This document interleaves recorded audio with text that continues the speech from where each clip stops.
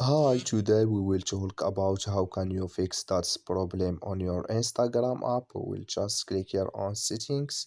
Then we come here to settings window here and this is window and we will just go down.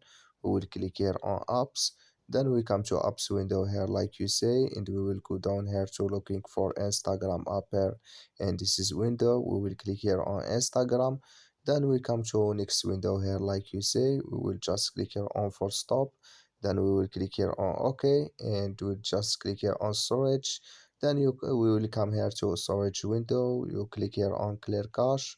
Then you will click here on clear data and you just turn off your Wi-Fi and turn on it and it's going to work with you. So that's all now. I wish now you are great. Thank you for your watching. Don't forget to support us by liking, subscribe, and see you in next video about all Instagram settings.